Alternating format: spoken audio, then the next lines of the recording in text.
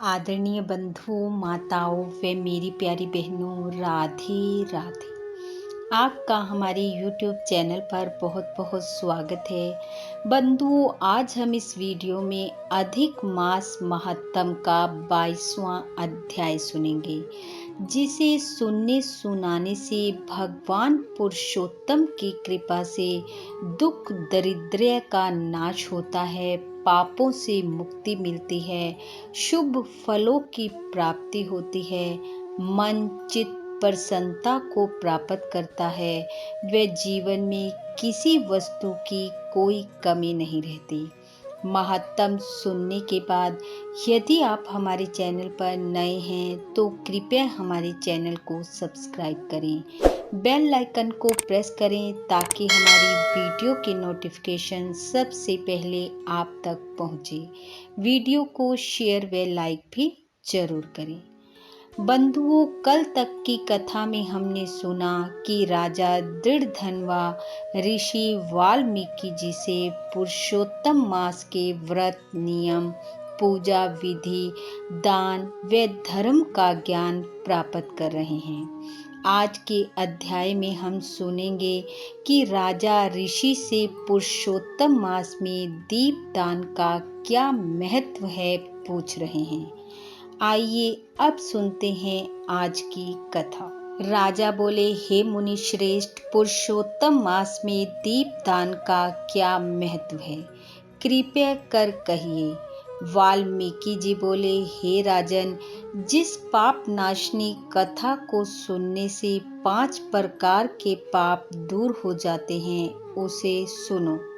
सौभाग्य नगर में सत्यवक्ता, बुद्धिमान, पराक्रमी चित्रबाहु नाम के प्रसिद्ध राजा हुए हैं। वह राजा सहनशील, सब धर्मों के जानने वाले, शीलवान, रूपवान, दयालु, ब्राह्मण, भक्त, भगवत चरित्र सुनने वाले, अपनी स्त्री से प्रेम करने वाले, पशु, पुत्र, हाथी, घोड़ा, रथ एवं पैदल सेना वाले तथा धन धान्य युक्त थे।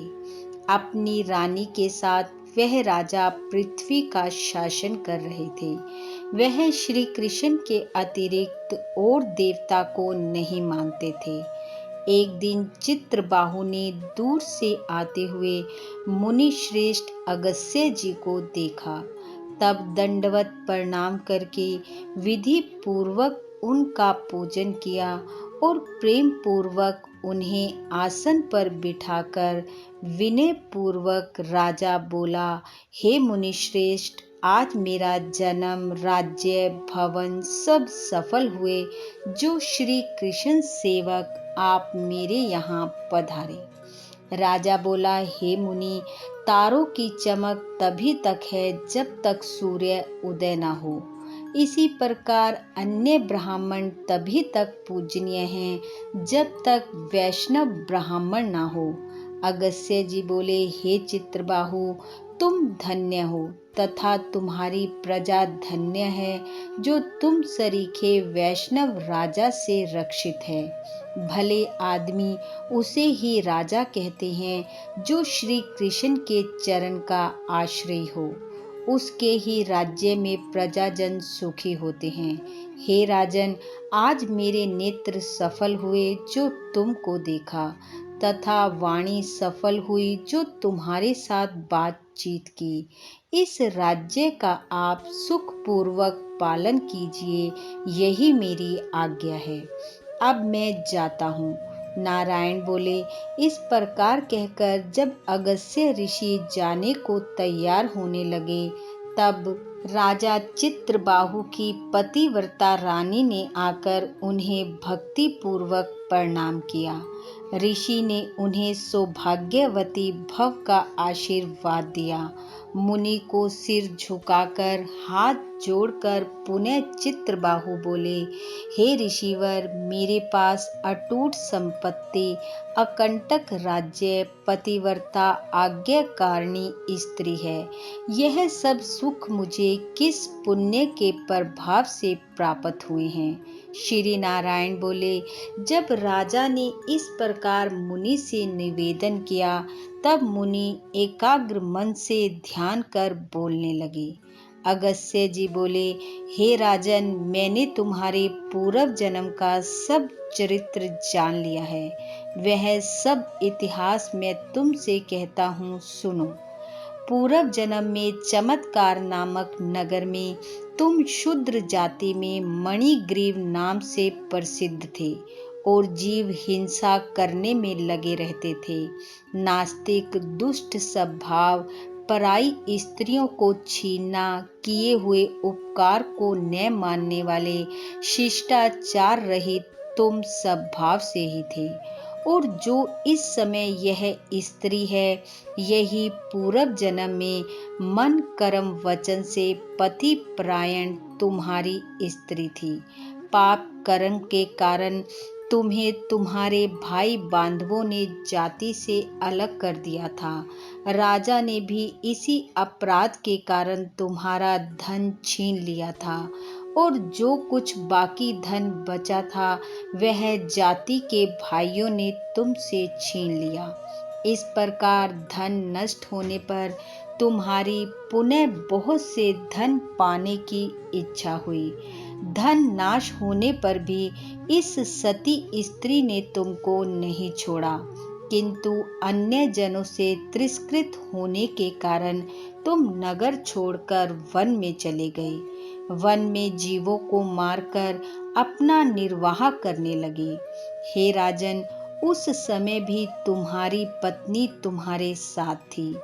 एक समय मणिग्रीव धनुष बाण लेकर वन में शिकार की खोज में गया, जहाँ पर बहुत से मृग आदि पशु रहते थे। उसी मनुष्यहीन जंगल में रास्ता भूले एक महायोगी उपदेव जी अत्यंत घबराए हुए घूम रहे थे। दोपहर का समय हो गया था, उन्हें रास्ता मिल नहीं रहा था। वह प्यास के कारण व्याकुल होकर गिर पड़े तथा बेहोश हो गए। हे राजन, उनकी मरणासन अवस्था हो चुकी थी। उस समय तुम वहां पहुंचे। रास्ता भूले बेहोश उन ब्राह्मण को देखकर तुम्हें दया आ गई। उन्हें उठाकर तुम अपने स्थान पर ले आए। तुम दोनों ने उनकी सेवा की। थोड़ी देर बाद उपदेव होश में आ गए और बड़ा आश्चर्य करने लगे कि मैं तो वन में था, यहाँ कौन लाया? श्री नारायण बोले, हे देव, तब मणिग्रीव ने कहा, आप घबराएं नहीं। यहाँ सुंदर स्वच्छ शीतल जल से भरा तालाब है। आप वहीं चलकर स्नान करें। प्रातः कर्म से निवृत्त होकर फलाहार एवं जल पान करें, फिर सुखपूर्वक विश्राम करें। अगस्त्य जी बोले, उपदेव ब्राह्मण होश में आने पर मणिग्रीव की बात सुनते हुए स्वस्थ होने पर प्यास लगने के कारण उठे। तब मणिग्रीव ने उनको सहारा देने के लिए उनकी भुजा पकड़ ली। उसी के सहारे वह ब्राह्मण तालाब पर पहुँचे और हे राजन, किनारे पर पुनः विश्राम करने लगे। तालाब के किनारे वट वृक्ष की छाया में विश्राम के बाद स्नान कर, नित्य कर्म कर, वासुदेव भगवान के पूजन में लग गए। तदंतर देवता तथा पितृ तर्पण किया। बाद में शीतल जल पान कर उसी वट वृक्ष के नीचे आ बैठे। तब स्त्री के साथ मणिग्रीव ने आकर मुनि को प्रणाम किया तथा उनका सत्कार किया। और मणिग्रीव बोला, हे ब्राह्मण देव, हमारा उद्धार करने के लिए आज आप यहाँ पधारे हैं। आपके दर्शन मात्र से मेरे पाप दूर हो गए हैं। यह कहकर अपनी स्त्री से बोला, अरे सुंदरी, पके हुए आम के फल हैं वह शीघ्र लेकर आओ, देर ना करना, और जो कुछ अन्य फल हों वो भी ले आना। इस प्रकार अपने स्वामी के वचन सुनकर वह पतिव्रता शीघ्र ही उठकर आश्रम के कंद फल आदि ले आई और ब्राह्मण के सम्मुख रख दिए। मणिग्रीव बोला, हे श्रेष्ठ ब्राह्मण देव, इन फलों को स्वीकार करें तथा हम दोनों को कृपया कृतार्थ करें। उपदेव जी बोले, हे भले आदमी, मैं तुमको नहीं जानता, तुम कौन हो, अपना परिचय दो। मणिग्रीव बोला, हे ब्राह्मण श्रेष्ठ, मैं एक शूद्र हूँ। मणिग्रीव मेरा नाम है। मेरे अपने जाति भाइयों ने मेरा त्याग कर दिया है। इस प्रकार उसके वचन सुनकर ब्राह्मण ने फलाहार कर लिया। उनकी आत्मा बड़ी प्रसन्न हुई। फिर ब्राह्मण देव ने जल पिया। जब जल पान कर ब्राह्मण सुख पूर्वक बैठ गए, तब मणिग्रीव ने उनके चरण गोद में रखकर दबाना शुरू कर दिया और मणिग्रीव बोला, जहाँ हिंसक जीव विचरण कर रहे हैं, जल भी प्राप्त नहीं है, हे ब्राह्मण देव, वहाँ आप कैसे पधारे? उपदेव जी बोले, हे महाभाग, मैं ब्राह्मण हूँ, प्रयागराज जाते हुए इस दारुण वन में आकर रास्ता भूल गया था। मैं थक गया था, प्यास जोर की लग रही थी और मरण आसन हो चुका था। तभी तुमने मुझे जीवन दान दिया। हे मणिग्रीव, तुम दोनों स्त्री पुरुष ने इस घोर वन में वास क्यों लिया है, यह तो मुझे बता दो। कदाचित मैं तुम्हारे किसी दुख को दूर कर सकूं। अगस्त्य जी कहने लगे कि इस तरह उपदेव ब्राह्मण की मधुर वाणी सुनकर पत्नी के ही समक्ष अपने मन में अपने दुख दरिद्र से मुक्ति की लालसा को लेकर मणिग्रीव अपने कर्मों और उनके फलों की प्राप्ति की संपूर्ण गाथा सुनाने लगा। इति श्री वृत्त नारदीय पुरुषोत्तम मास महत्तम 22वां अध्याय समाप्त। बोलो विष्णु भगवान की जय। पुरुषोत्तम भगवान की जय। बंधुओं, पुरुषोत्तम भगवान की कृपा आप व आपके परिवार पर सदैव बनी रहे। आपका घर आंगन खुशियों से महकता रहे। इन्हीं शुभकामनाओं के साथ आप सबका बहुत बहुत धन्यवाद। राधे राधे।